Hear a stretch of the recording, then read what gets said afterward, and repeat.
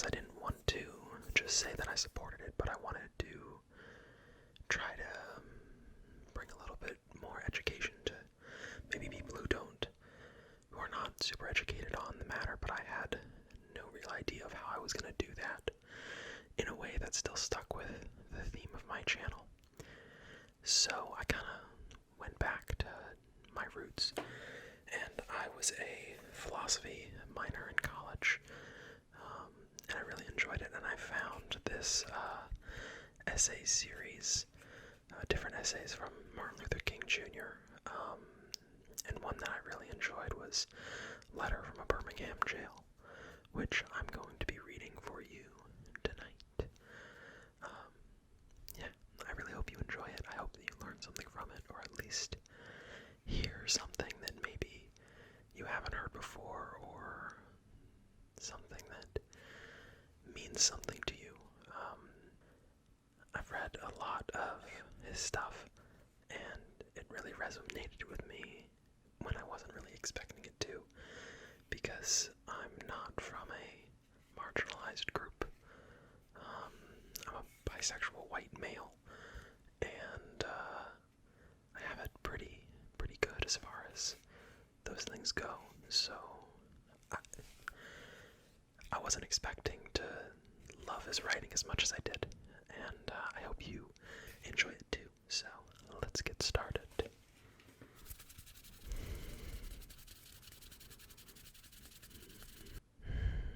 Martin Luther King wrote this letter in April 1963 in response to a statement by 8 Alabama clergymen calling for an end to the civil rights demonstrations in Birmingham. It is titled Letter from a Birmingham Jail. My dear fellow clergymen, while confined here in the Birmingham City Jail, I came across your recent statement calling our present activities unwise and untimely. Seldom, if ever, do I pause to answer criticism of my work and ideas. If I sought to answer all of the criticism that crossed my desk, my secretaries would be engaged in little else in the course of the day, and I would have no time for constructive work. But since I feel that you are men of genuine goodwill, and your criticisms are sincerely set forth, I would like to answer your statement in what I hope will be patient and reasonable terms. I think I should give the reason for my being in Birmingham, since you have been influenced by the argument of outsiders coming in. I have the honor of serving as president of the Southern Christian Leadership Conference, an organization operating in every southern state, with headquarters in Atlanta, Georgia. We have some 85 affiliate organizations all across the South, one being the Alabama Christian Movement for Human Rights. Whenever necessary and possible, we share staff, education, and financial resources with our affiliates. Several months ago, our local affiliate here in Birmingham invited us to be on call to engage in a nonviolent, direct action program if such were deemed necessary. We readily consented, and when the hour came, we lived up to our promises. So I am here, along with several members of my staff, because we were invited here. I am here because I have basic organizational ties here. Beyond this, I am in Birmingham because injustice is here.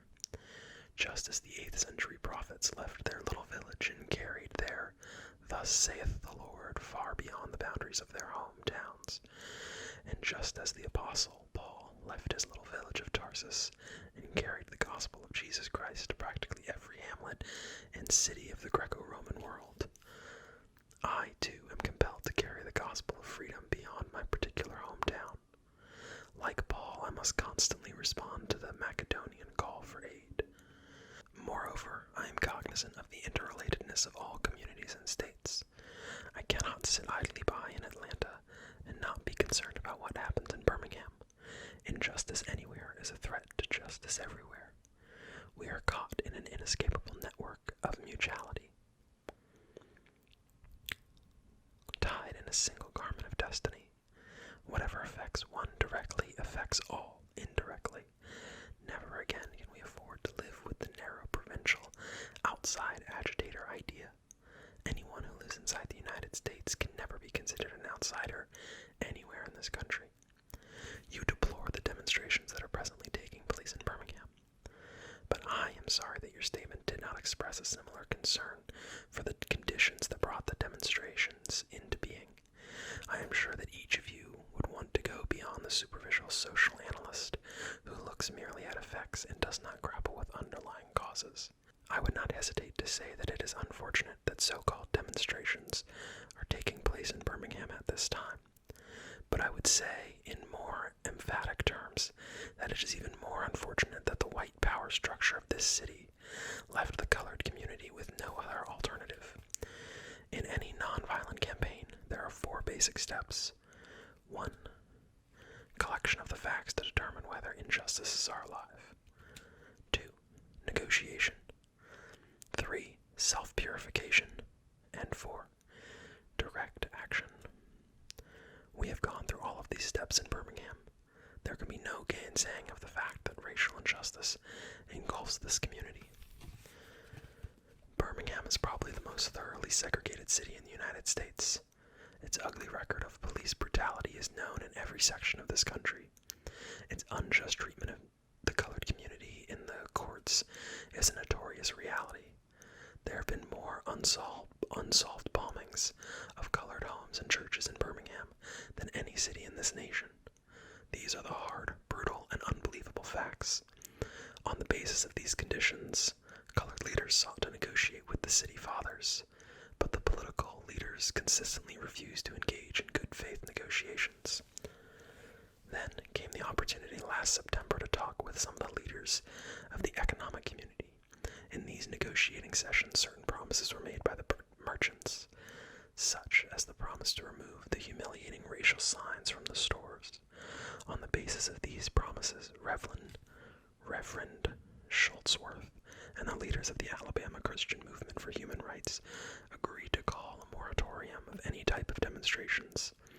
As the weeks and months unfolded, we realized that we were the victims of a broken promise. The signs remained. Like so many experiences of the past, we were confronted with blasted hopes, and the dark shadow of a deep disappointment settled upon us. So we had no alternative except that of preparing for direct action, whereby we would present our very bodies as a means of laying our case before the conscience of the local and national communities. We were not unmindful of the difficulties involved, so we decided to go through a process of self-purification. We started having workshops on nonviolence and repeatedly asked ourselves the questions: are you able to accept blows without retaliating? Are you able to endure the ordeals of jail? We decided to set our direct action program around the Easter season, realizing that with the exception of Christmas, this was the largest shopping period of the year. Knowing that a strong economic withdrawal program would be the byproduct of direct action, we felt that this was the best time to bring pressure on the merchants for the needed changes. Then it occurred to us that the March election was ahead, and so we speedily decided to postpone action until after Election Day. When we discovered that Mr. Connor was in the runoff, we decided again to postpone action so that the demonstration could not be used to cloud the issues. At this time, we agreed to begin our nonviolent witness the day after the runoff. This reveals that we did not move irresponsibly into direct action. We, too, wanted to see Mr. Connor defeated. So we went through postponement after postponement to aid this community need. After this, we felt that direct action could be delayed no longer. Creative tension. You may well ask, why direct action? Why sit-ins, marches, etc.? Isn't negotiation a better path? You're exactly right in your call for negotiation. Indeed, this is the purpose of direct action. Nonviolent direct action seeks to create such a crisis and establish such creative tension that a community that has constantly refused to negotiate is forced to confront the issue. It seeks so to dramatize the issue that it can no longer be ignored. I just referred to the creation of tension as a part of the work of the nonviolent resistor. This may sound rather shocking, but I must confess that I am not afraid of the word tension. I have earnestly worked and preached against violent tension, but there is a type of construction, nonviolent tension, that is necessary for growth. Just as Socrates felt that it was necessary to create tension in the mind so that individuals could rise from the bondage of myths and half-truths to the unfettered realm of creative analysis and objective appraisal, We must see the need of having nonviolent gadflies to create the kind of tension in society that will help men to rise from the dark depths of prejudice and racism to the majestic heights of understanding and brotherhood. So the purpose of the direct action is to create a situation so crisis-packed that it will inevitably open the door to negotiation. We, therefore, concur with you in your call for negotiation. Too long has our beloved Southland been bogged down in the tragic attempt to live in monologue rather than dialogue. One of the basic points in your statement is that our acts are untimely. Some have asked, why didn't you give the new administration time to act? The only answer that I can give to this inquiry is that the new administration must be prodded about as much as the outgoing one before it acts. We will be sadly mistaken if we feel that the election of Mr. Boutwell will bring the millennium to Birmingham. While Mr. Boutwell is much more articulate and gentle than Mr. Connor, they are both segregationists dedicated to the task of maintaining the status quo. The hope I see in Mr. Boutwell is that he will be reasonable enough to see the futility of massive resistance to desegregation. But he will not see this without pressure from the devotees of civil rights. My friends, I must say to you that we have not made a single gain in civil rights without determined legal and nonviolent pressure. History is the long and tragic story of the fact that privileged groups seldom give up their privileges voluntarily. Individuals may see the moral light and voluntarily give up their unjust posture, but as Reinhold Niebuhr has reminded us, groups are more immoral than individuals. We know, through painful experience, that freedom is never voluntarily given by the oppressor. It must be demanded by the oppressed. Frankly, I have never yet engaged in a direct action movement that was well-timed, according to the timetable of those who have not suffered unduly from the disease of segregation. For years now I have heard the words, wait. It rings in the ear of every colored person with a piercing familiarity. This wait has almost always meant never. It has been a tranquilizing thalidomide, relieving the emotional stress for a moment, only to give birth to an ill-formed infant of frustration. We must come to see what the distinguished jurist of yesterday, that justice too long delayed is justice denied. We have waited for more than 340 years for our constitutional and God-given rights. The nations of Asia and Africa are moving with jet-like speeds towards the goal of political independence, and we still creep at horse and buggy pace towards the gaining of a cup of coffee at a lunch counter. I guess it is easy for those who have never felt the stinging darts of segregation to say, wait. But when you have seen vicious mobs lynch your mothers and fathers at will, and drown your sisters and brothers at whim, when you have seen hate-filled policemen curse, kick, brutalize, and even kill your black brothers and sisters with impunity, when you see the vast majority of your 20 million colored brothers smothering in an airtight cage of poverty in the midst of an affluent society, when you suddenly find your tongue twisted and your speech stammering as you seek to explain to your 6-year-old daughter why she can't go to the public amusement park that has been advertised on television, and see tears welling up in her little eyes when she is told that Funtown is closed to colored children, and see the depressing clouds of inferiority begin to form in her little mental sky, and see her begin to distort her little personality by unconsciously developing a bitterness towards white people. When you have to concoct an answer for a 5-year-old son asking in agonizing pathos, Daddy, why do white people treat colored people so mean? When you take a cross-country drive and find it necessary to sleep night after night in the uncomfortable corners of your automobile because no motel will accept you. When you are humiliated day in and day out by nagging signs reading white and colored. When your first name becomes the N-word and your middle name becomes boy, however old you are, and your last name becomes John, and when your wife and mother are never given the respected title Miss, Mrs., when you are harried by day and haunted at night by the fact that you are a colored person living constantly at tiptoe stance, never quite knowing what to expect next, and plagued with inner fears and outer resentments, when you are forever fighting a degenerating sense of nobodiness, then you will understand why we find it difficult to wait. There comes a time when the cup of endurance runs over, and men are no longer willing to be plunged into an abyss of injustice, where they experience the blackness of corroding despair. I hope, sirs, you can understand our legitimate and unavoidable impatience. Okay. Breaking the law.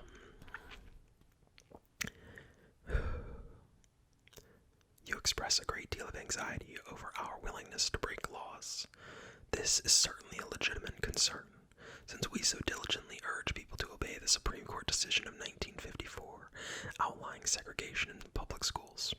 It is rather strange and paradoxical to find us consciously breaking laws. One may well ask, how can you advocate breaking some laws and obeying others? The answer is found in the fact that there are two types of laws.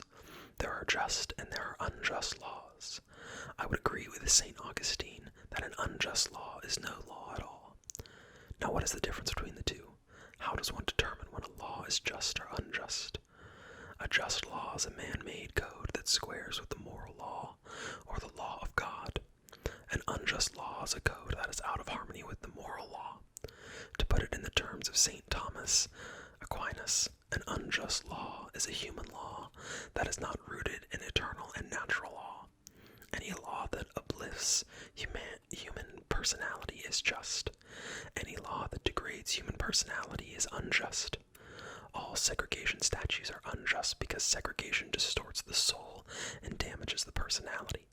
It gives the segregator a false sense of superiority and the segregated a false sense of inferiority. To use the words of Martin Buber, the great Jewish philosopher, segregation substitutes an I-it relationship for the I-thou relationship and ends up relegating persons to the status of things.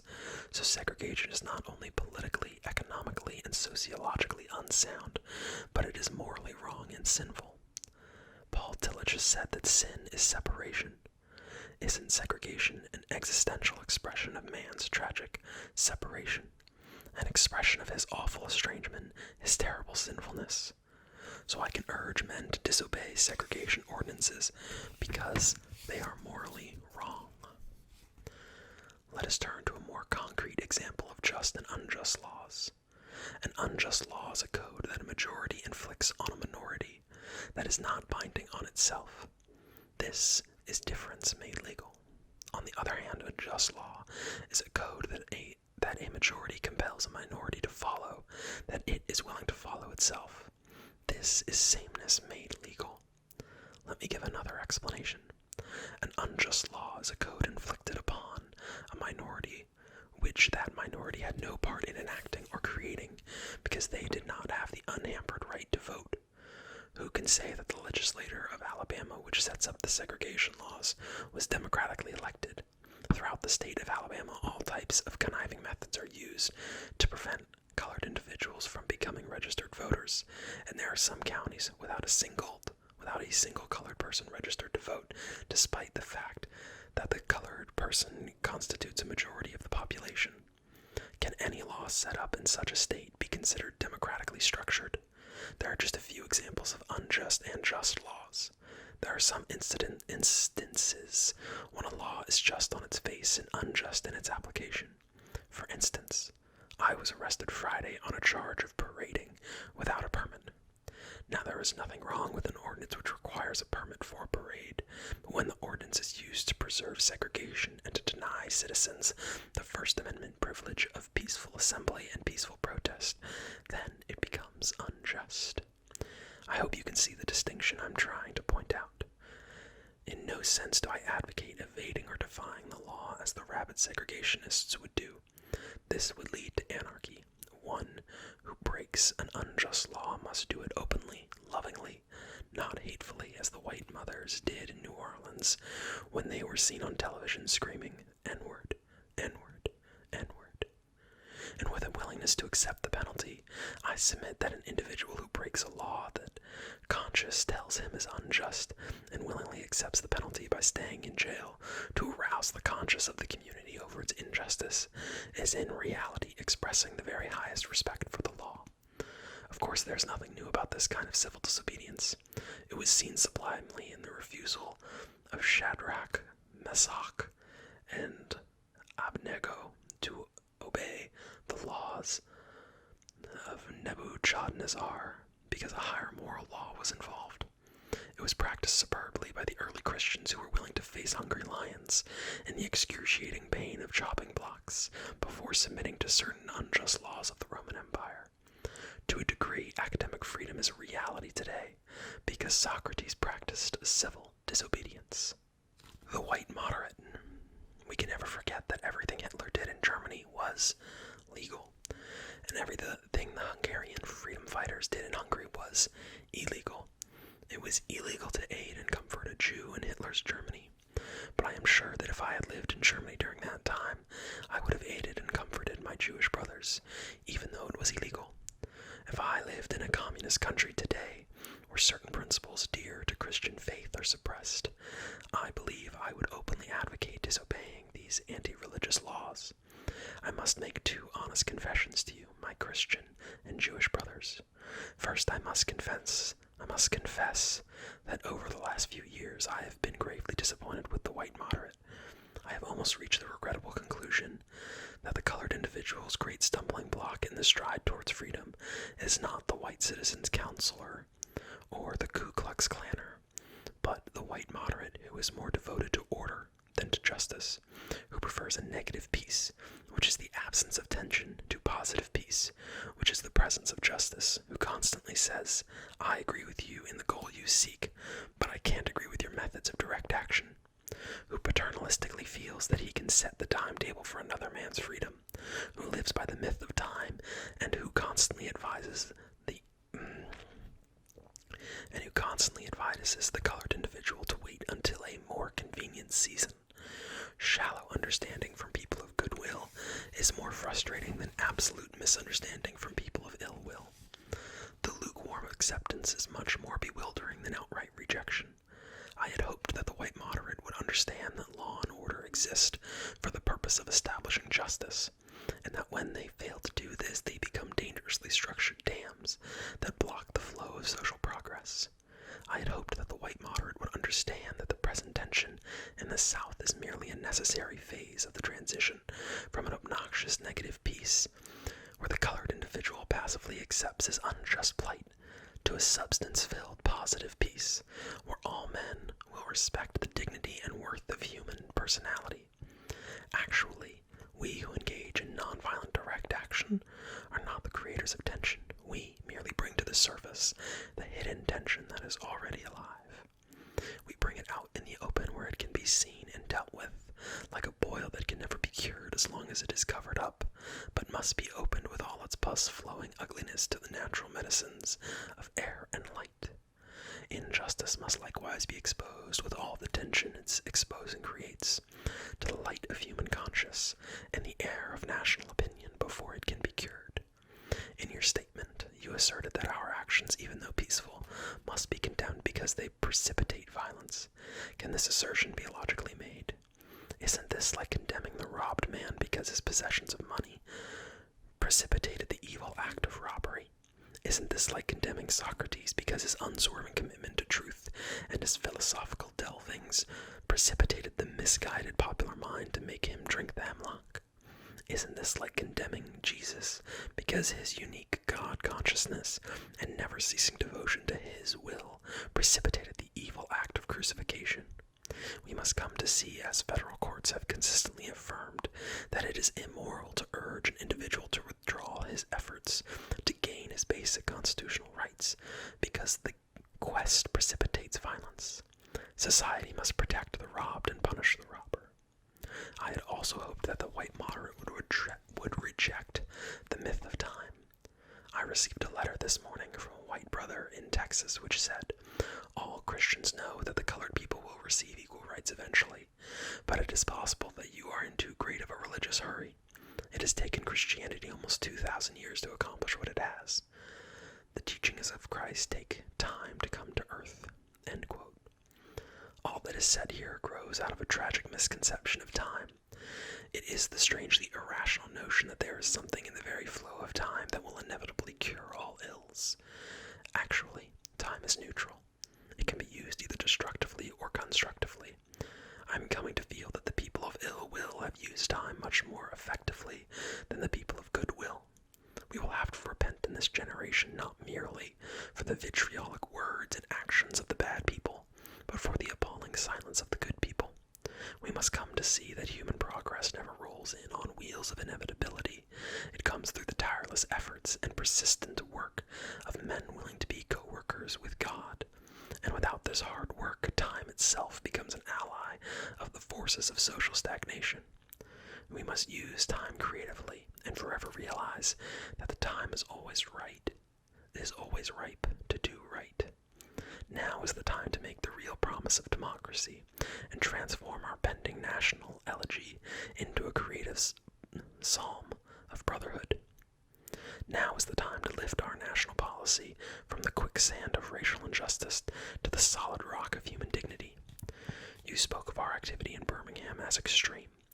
At first, I was rather disappointed that fellow clergymen would see my nonviolent efforts as those of the extremist. I started thinking about the fact that I stand in the middle of two opposing forces in the colored community. One is a force of complacency, made up of colored individuals who, as a result of long years of oppression, have been so completely drained of self-respect and a sense of somebodyness that they have adjusted to segregation, and of a few colored individuals in the middle class who, because of a degree of academic and economic security, and because at points they profit by segregation, have unconsciously become insensitive to the problems of the masses. The other force is one of bitterness and hatred and comes perilously close to advocating violence. It is expressed in the various black nationalist groups that are springing up over the nation, the largest and best known being Elijah Muhammad's Muslim movement. This movement is nourished by the contemporary frustration over the continued existence of racial discrimination. It is made up of people who have lost faith in America, who have absolutely repudiated Christianity, and who have concluded that the white man is an incurable devil. I have tried to stand between these two forces, saying that we need not follow the do-nothing isms of the complacent or the hatred and despair of the black nationalists. There is the more excellent way of love and nonviolent protest. I'm grateful to God that through the black church, the dimension of nonviolence entered our struggle. If the philosophy had not emerged, I am convinced that by now many streets of the South would be flowing with floods of blood. And I am convinced further that if our white brothers dismiss as rabble-rousers and outside agitators those of us who are working through the channels of nonviolent direct action and refuse to support our nonviolent efforts, millions of colored individuals, out of frustration and despair, will seek solace and security in black nationalists' ideologies, a development that will lead inevitably to a frightening racial nightmare. Oppressed people cannot remain oppressed forever. The urge for freedom will eventually come. This is what happened to the American colored individual. Something within has reminded him of his birthright of freedom. Something without has reminded him that he can gain it. Consciously and unconsciously, he has been swept in by what the Germans call the zeitgeist. And with his black brothers of Africa and his brown and yellow brothers of Asia, South America, and the Caribbean, he is moving with a sense of cosmic urgency towards the promised land of racial justice. Recognizing this vital urge that has engulfed the colored community, one should readily understand public demonstrations. The colored individual has many pent-up resentments and latent frustrations. He has to get them out. So let him march sometime. Let him have his prayer pilgrimages to the city hall. Understand why he must have sit-ins and freedom rides. If his repressed emotions do not come out in these nonviolent ways, they will come out in ominous expressions of violence. This is not a threat. It is a fact of history. So I have not said to my people, get rid of your discontent, but I have tried to say that this normal and healthy discontent can be channeled through the creative outlet of nonviolent direct action. Now this approach is being dismissed as extremist. I must admit that I was initially disappointed in being so categorized. Extremists for love.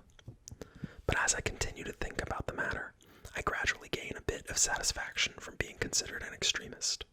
Was not Jesus an extremist in love? Quote, love your enemies, bless them that curse you, pray for them that despitefully use you, end quote. Was not foremost an extremist for justice. Quote, let justice roll down like waters in righteousness, like a mighty stream, end quote. Was not Paul an extremist for the gospel of Jesus Christ? Quote, I bear in my body the marks of the Lord Jesus, end quote. Was not Martin Luther an extremist? Quote, here I stand, I can do none other, so help me God, end quote.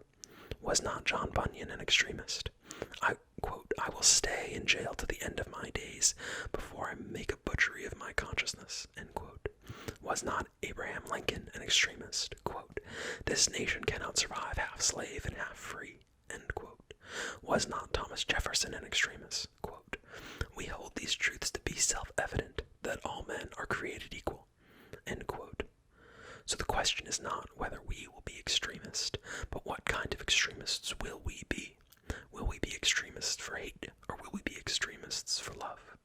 Will we be extremists for the preservation of injustice, or will we be extremists for the cause of justice? In that dramatic scene on Calvary Hill, 3 men were crucified. We must not forget that all 3 were crucified for the same crime, the crime of extremism.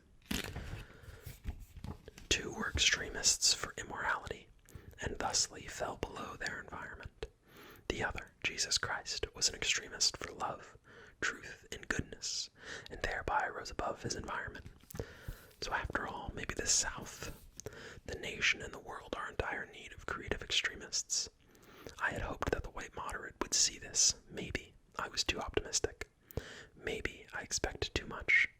I guess I should have realized that few members of a race that has oppressed another race can understand or appreciate the deep groans and passionate yearnings of those that have been oppressed, and still fewer have the vision to see that injustice must be rooted out by the strong. Persistent and determined action. I am thankful, however, that some of our white brothers have grasped the meaning of this social revolution and committed themselves to it. They are still all too small in quantity, but they are big in quality. Some like Ralph McGill, Lillian Smith, Harry Golden, and James Dabbs have written about our struggle in eloquent, prophetic, and understanding terms. Others have marched with us down nameless streets of the South.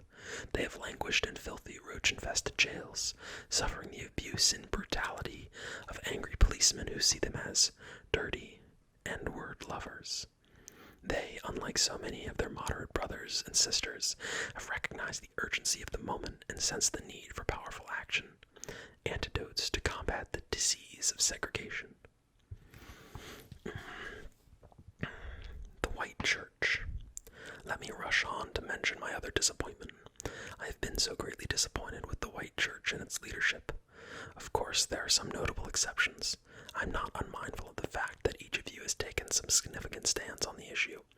I commend you, Reverend Stallings, for your Christian stand on this past Sunday in welcoming colored individuals to your worship service on a non-segregated basis. I commend the Catholic leaders of this state for integrating Spring Hill College several years ago. But despite these notable exceptions, I must honestly reiterate that I have been disappointed with the church. I do not say that as one of the negative critics who can always find something wrong with the church. I say it as a minister of the gospel, who loves the church, who was nurtured in its bosom, who has been sustained by its spiritual blessings, and who will remain true to it as long as the cord of life shall lengthen.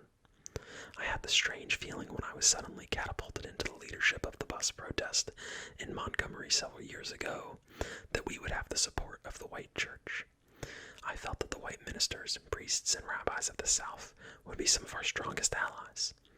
Instead, some have been outright opponents, refusing to understand the freedom movement and misrepresenting its leaders. All too many others have been more cautious than courageous and have remained silent behind the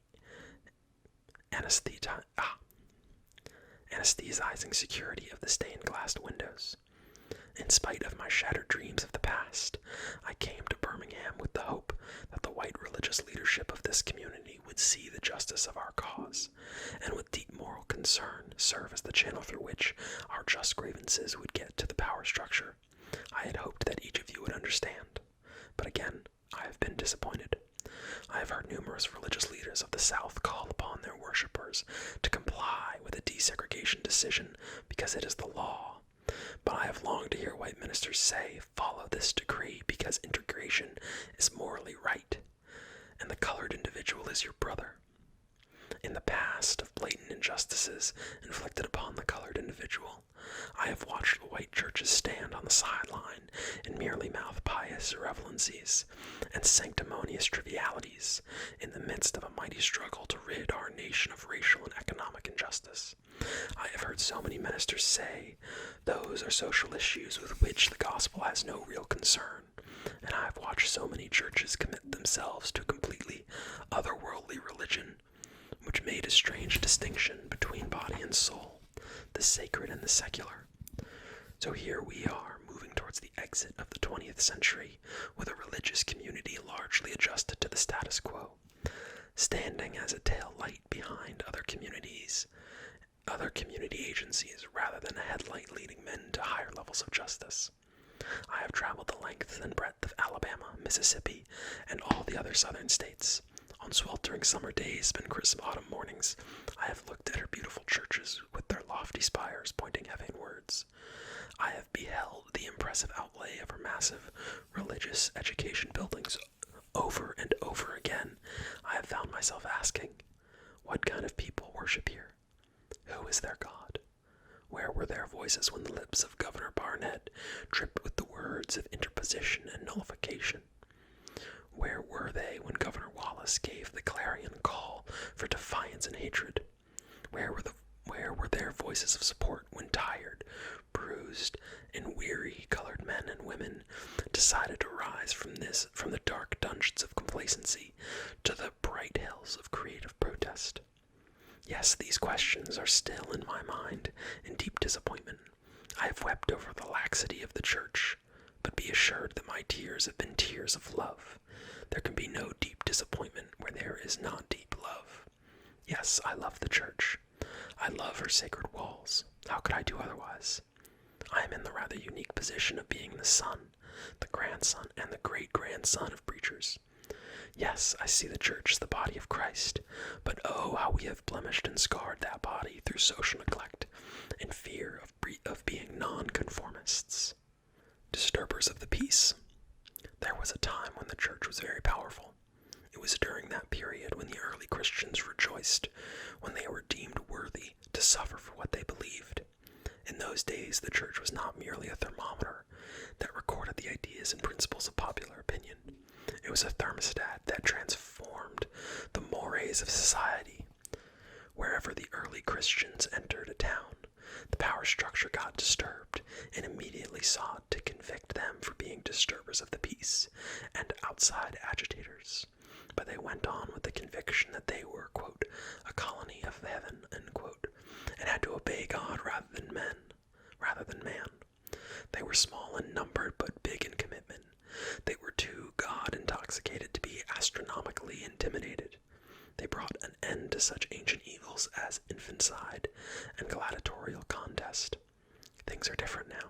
The contemporary church is often a weak, ineffectual voice with an uncertain sound. It is so often the arch supporter of the status quo, far from being disturbed by the presence of the church. The power structure of the average community is consoled by the church's silent and often vocal sanction of things as they are. But the judgment of God is upon the church as never before. If the church of today does not recapture the sacrificial spirit of the early church, it will lose its authentic ring, forfeit the loyalty of millions, and be dismissed as an irrelevant social club with no meaning for the 20th century. I am meeting young people every day whose disappointment with the church has risen to outright disgust. Maybe again I have been too optimistic. Is organized religion too inextricably bound to status quo to save our nation and the world? Maybe I must turn my faith to the inner spiritual church, the church within the church, as the true ecclesia and the hope of the world. But again, I am thankful to God that some noble souls from the ranks of organized religion have broken loose from the paralyzing chains of conformity and joined us as active partners in the struggle for freedom. They have left their secure congregations and walked the streets of Alabama, Georgia, with us. They have gone through the highways of the South on torturous rides for freedom. They have gone to jail with us. Some have been kicked out of their churches and lost support of their bishops and fellow ministers. But they have gone with the faith that right defeated is stronger than evil triumphant. These men have been the heaven in the lump of the race. Their witness has been the spiritual salt that has preserved the true meaning of the gospel in these troubled times. They have carved a tunnel of hope through the dark mountain of disappointment. I hope the church as a whole will meet the challenge of this decisive hour. But even if the church does not come to the aid of justice, I have no despair about the future. I have no fear about the outcome of our struggle in Birmingham, even if our motives are presently misunderstood. We will reach the goal of freedom in Birmingham and all over the nation, because the goal of America is freedom. Abused and scorned though we may be, our destiny is tied up with the destiny of America.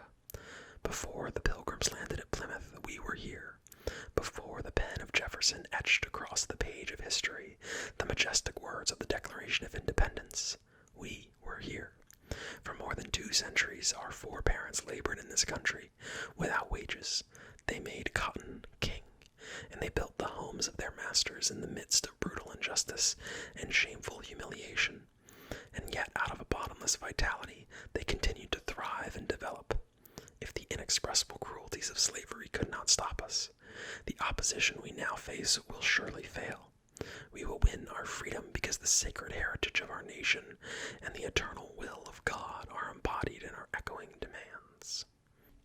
I don't believe you would have so warmly commended the police force if you had seen its angry, violent dogs literally biting 6 unarmed, non-violent, colored individuals. I don't believe you would so quickly commend the policemen if you would observe their ugly and inhuman treatment of the colored individuals here in the city jail.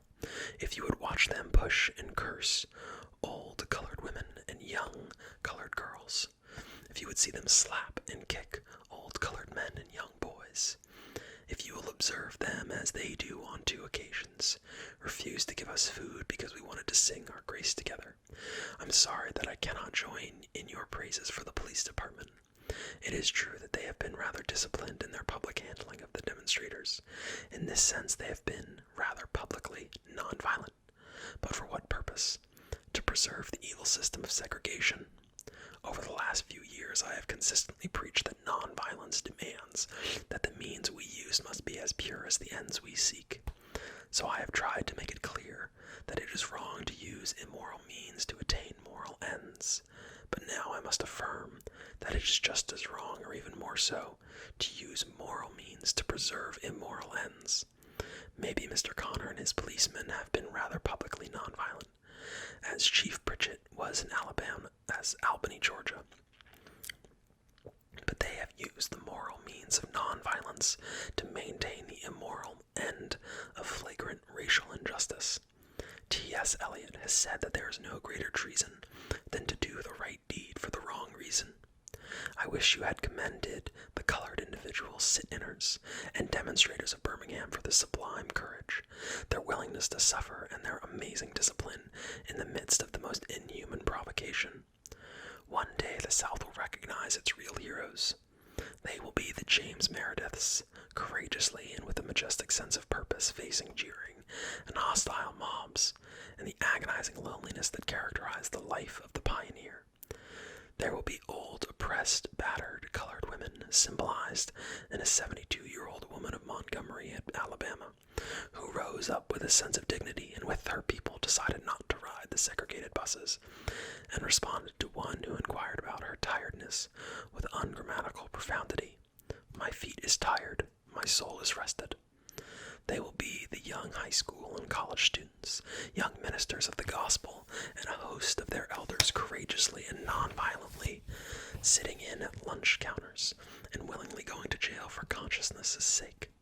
One day the South will know that when these disinherited children of God sat down at lunch counters, they were in reality standing up for the rest in the American dream and the most sacred values in our Judeo-Christian heritage, and thusly carrying our whole nation back to those great walls of democracy, which were dug deep by the founding fathers in the formulation of the Constitution and the Declaration of Independence.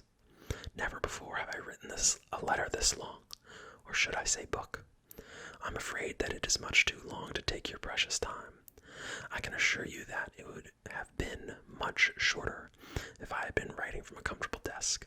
But what else is there to do when you are alone for days in the dull monotony of a narrow jail cell other than write long letters, think strange thoughts, and pray long prayers? If I have said anything in this letter that is an overstatement of the truth and is indicative of an unreasonable impatience, I beg you to forgive me. If I have said anything in this letter that is an understatement of the truth and is indicative of my having a patience that makes me patient with anything less than brotherhood, I beg God to forgive me.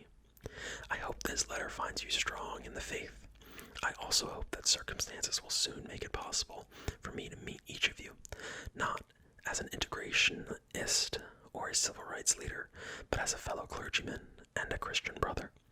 Let us all hope that the dark clouds of racial prejudice will soon pass away, and the deep fog of misunderstanding will be lifted from our fear-drenched communities. And in some not too distant tomorrow, the radiant stars of love and brotherhood will shine over our great nation with all of their scintillating beauty. Yours, for the cause of peace and brotherhood, Martin Luther King, Jr. I hope that you enjoyed that. That letter means a lot to me. It really changed a lot how I viewed the world, my world at least, as a citizen of the United States. When I was in college, I would probably have characterized myself as, or at least what Dr. King characterizes as, the white moderate. And after reading this and multiple other essays and becoming more involved with the world around me, I like to believe that I have grown past that. And this is me trying to use my platform, small as it may be, to spread that to those who haven't heard this before, haven't heard this particular letter before. And so good night. I hope you enjoyed. Sorry if I got a little emotional during parts of that, but this means a lot to me, and thank you for listening. Good night. Good night. Good night.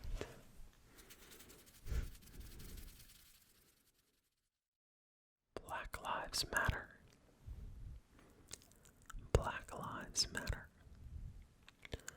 Black Lives Matter. Black Lives Matter. Black Lives Matter.